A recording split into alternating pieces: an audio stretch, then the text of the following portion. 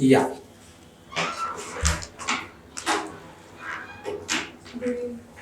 Good evening. बसा. Thank you sir. कुठून आलात बरं आपण?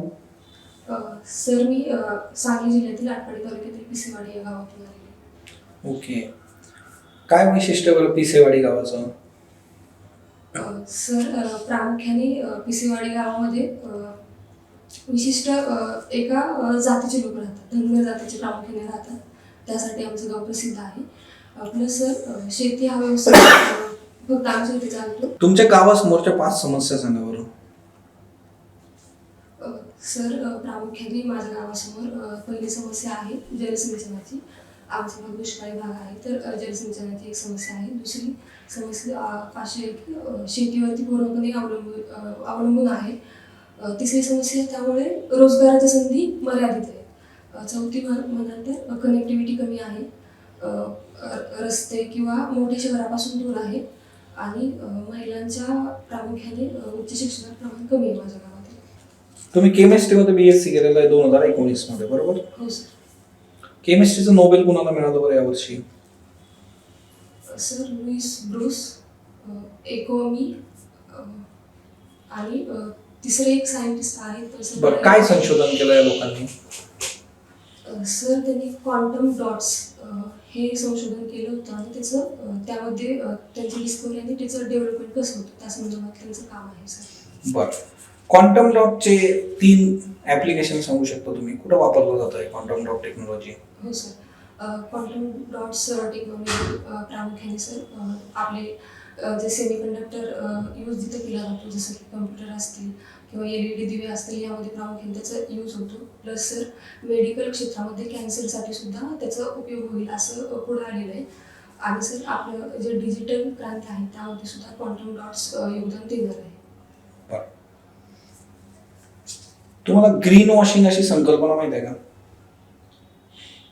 सॉरी सर, त्याबद्दल माहिती. बरं, तुम्हाला प्रशासनामध्ये काय यायचं आहे बरं?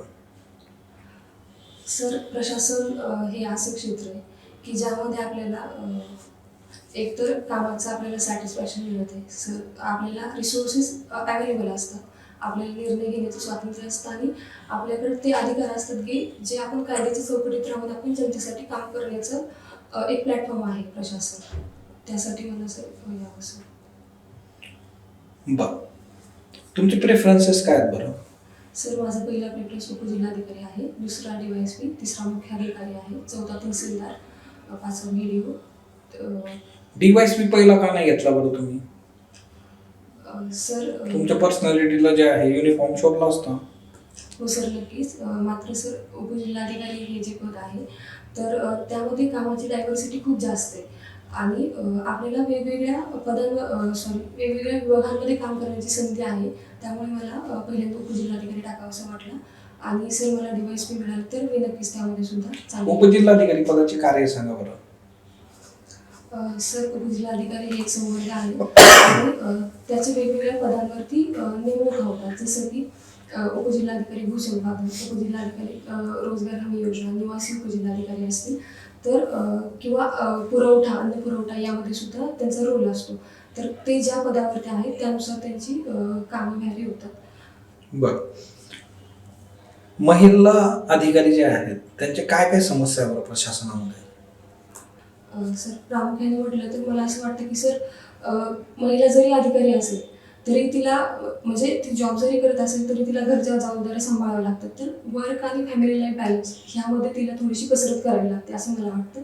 काही वेळा सर वरिष्ठांकडून योग्य वागणूक मिळत नाही काही ठिकाणी किंवा तिच्या क्षमतांवरती अविश्वास दाखवला जातो. तर त्यामध्ये स्वतःला प्रूव्ह करणे ह्या प्रामुख्याने समस्या वाटतात मला सांगा, छंद आहे का तुम्हाला काही? सर मला स्पेसिफिक असा छंद नाही, पण जेव्हा रिकामा वेळ असेल तेव्हा मी पुस्तकं वाचते. आता रिसेंटली काही वाचन केलं होतं का? सर मी आता रिसेंटली खांडेकरांची अमृतवेल कादंबरी वाचली. ओके, अमृतवेल. काय विषय बरं अमृतवेलचा, कशा संबंधी आहे? सर अमृतवेलची कथा अशी आहे की त्यामध्ये एक तरुणी असते, तिचा प्रियकर मृत्यू पावतो. तर त्यावेळी ती दुःखानं व्यथित होते. मात्र काही दिवस ती दुःखामध्ये अशीच सफर करत असते. मात्र काही दिवसांनी तिची बालमैत्रीण तिला भेटते आणि बालमैत्रीण भेटल्यानंतर तिच्या आयुष्यातलं दुःख जे असेल, तिची जी मैत्रीण असते तिचं लग्न झालेलं असतं आणि तिचे जे पती असतात आणि दोघांमध्ये विसंवाद असतो. तर त्यामुळं किती दुःख आणि त्यातून प्रामुख्याने सर थीम ही आहे की एखादं लहान दुःख असेल आपलं, तर जेव्हा आपल्यापेक्षा मोठं दुःख असतं तर ती लहान दुःखाची तीव्रता कमी होऊन जाते. आणि बरं, वि. स. खांडेकरांच्या इतर पुस्तकांची नावं सांगू शकता? सर सध्या मला ययाती हे एक आठवत आहे. बरं. बरं, तुमच्या कुटुंबात कोण कोण आहे? मॅडम, माझ्या कुटुंबामध्ये माझे आई वडील, मी आणि माझं लहान भाऊ. काय करतात ते सगळे? माझे आई वडील शेती करतात आणि माझा भाऊ आता सॉफ्टवेअर इंजिनियर आहे. बरं, तुमचं कॉलेज कुठलं होतं BSc साठी? Madam, Rajaram college Kolhapur. कोल्हापूरलाच होतात तुम्ही? हो. तुम्ही केमिस्ट्रीज विषय का टिपिकली चूज केला स्पेसिफिक? मॅडम, केमिस्ट्रीमध्ये जे प्रॅक्टिकल नॉलेज होतं, जे प्रॅक्टिकल आपण करत होतो त्या संबंधी मला फर्स्ट आणि सेकंड इयरला, त्यामुळे मला जास्त ते आवडत होतं की आपण जे एक्सपेरिमेंट करतो त्यानंतर त्याचा रिझल्ट फायनल करतो. तर त्या गोष्टी मला जास्त भावल्या होत्या. तुम्ही पुढे MSc का नाही केलं मग कंटिन्यू? मॅडम, मी जेव्हा कॉलेजच्या वर्षांमध्ये होते तेव्हा मी NSS जॉईन केलं होतं. त्यामध्ये माझा लोकांशी संपर्क जास्त आला होता आणि मला समस्या समजली होती आणि त्यातच मला त्यावेळेस माझ्या सिनियर्सकडून प्रशासकीय सेवेबद्दल पण माहिती मिळाली होती. त्यामुळे माझं तिसऱ्या वर्षाला येईपर्यंत असं निश्चित झालं होतं की आपण प्रशासकीय सेवेमध्येच जायचं. त्यामुळे मी तिसऱ्या वर्षांपासून अभ्यासाला सुरुवात केली होती. मग त्यामुळे इकडे MScला जाण्यापेक्षा माझं MPScकडे येण्याचं करणं झालं होतं. बरं, सध्या जे मॉडर्न पिरियोडिक टेबल आहे त्याच्यामध्ये किती एलिमेंट्स आहेत? मॅडम, 118 एलिमेंट्स आहेत. 118. रिसेंटली कुठला ऍड झाला त्याच्यामध्ये?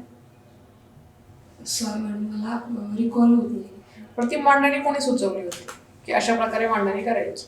मॅडम, ती हेनरी मोसले यांनी आवडते सर. कुठले होते ते? सॉरी मॅडम, मला त्याच्याविषयी नाही माहिती. नाही. फक्त त्यांनी ती पिरियडिक टेबल्स आहेत ते अनुक्रमानुसार त्यांची चढत्याप्रमाणे मांडणी केली होती. एवढंच माहिती. तेवढंच माहिती आहे तुम्हाला.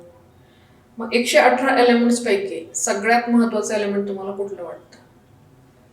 मॅडम, मला सगळ्यात महत्त्वाचा एलिमेंट ऑक्सिजन वाटतो.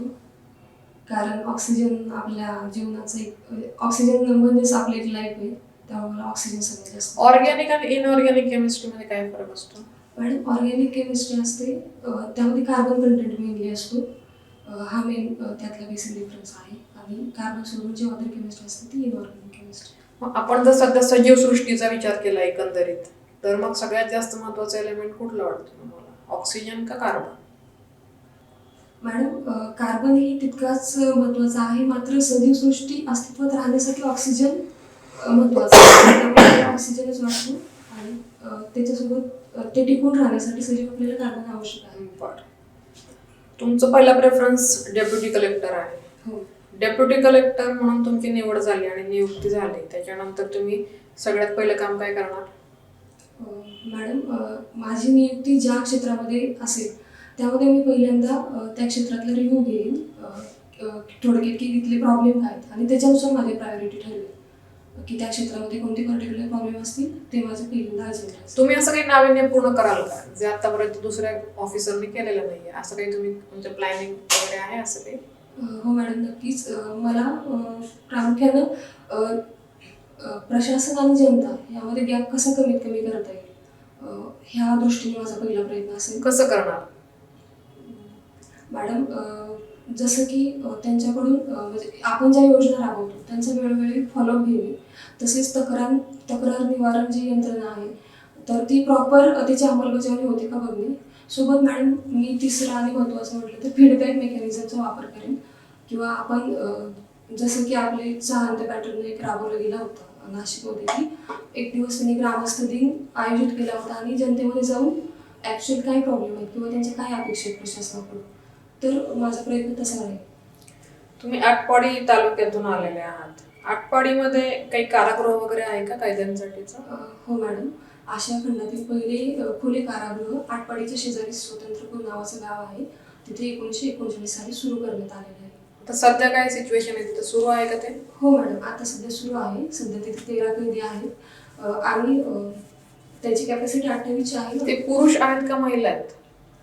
मॅडम तिथं दोन्ही पण आहे. मी गेल्या वर्षी तिथं भेट दिली होती, तर मला पुरुष आणि महिला हे दोन्ही एकाच कारागृहामध्ये आहेत, पुरुष पण आणि महिला पण? मॅडम ॲक्च्युली ते कारागृह म्हणजे तसं नाहीच. तिथं त्यांना बंधनाशिवाय जगण्याचंही आहे. तिथं ते फॅमिलीसहित राहू शकतात. त्यांच्यासाठी रूम बनवलेले आहे, तिथे शेती सुद्धा आहे. तर जरी म्हणजे त्यांच्या रूम वगैरे सेपरेट आहेत, मग त्या पुरुष असेल तर त्याच्या फॅमिलीसोबत. खुले कारागृह ही काय कॉन्सेप्ट आहे? कारागृह आणि खुलं कारागृह काय काय डिफरन्सेस आहेत त्याच्यामध्ये?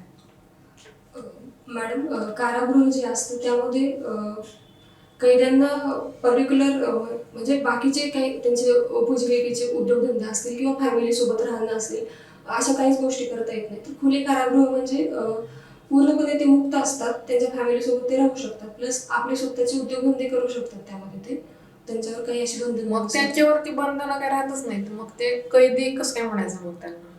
ॲक्च्युली मॅडम त्याचं सिलेक्शनचा क्रायटेरियाच हा आहे की ज्यांना जन्मठेप झालेली असते किंवा असं निदर्शनास आलेलं असतं की काही वेळा आपल्याकडून चूकभुलीतून काही गुन्हे घडतात, तर त्याच्यावर असे आणि त्यांच्या ठराविक पिरियड त्यांचा 10 किंवा 15 वर्ष जे काही असेल ते पूर्ण झाल्यानंतर त्यामध्ये त्यांचं जे बिहेवियर होतं कारागृहातील ते तुरुंगामध्ये असताना त्याचं अनालिसिस करून आपल्या राज्यामध्ये समिती बसते आणि त्यातून ते सिलेक्ट केलेले असतात. ते त्यांच्या कुटुंबासोबत राहू शकतात याबद्दल तुम्ही शुअर आहात का? हो मॅडम, मी जेव्हा तिथे गेले होती तर एक कैदी होते, तर त्यांची पत्नी प्लस त्यांची मुलं सुद्धा त्यांच्यासोबत होती. ठीक आहे. बरं, पॅरोल आणि फर्लो असे 2 शब्द ऐकले का? सॉरी सर, मी नाही. बरं, महाराष्ट्राला आजवर महिला सीएम लाभलेला नाही. तुम्हाला जर सर्वस्वी अधिकार दिला, तुम्ही म्हणाल त्या व्यक्तीला आपण महाराष्ट्राचं पहिलं महिला सीएम म्हणून नियुक्त करू, तर कुणाची नियुक्ती कराल तुम्ही? सर मी आपल्या जे उपसभापती आहेत नीलम गोरे मॅडम, त्यांना नियुक्त करेन. तुम्ही स्वतःचा विचार नाही केला का? तुम्ही पण होऊ शकला असताना. हो सर, मी होऊ शकले असते, पण राजकारणाची मला विशेष अशी आवड नाही. चालेल, येऊ शकता तुम्ही. Best of luck. Thank you sir, thank you.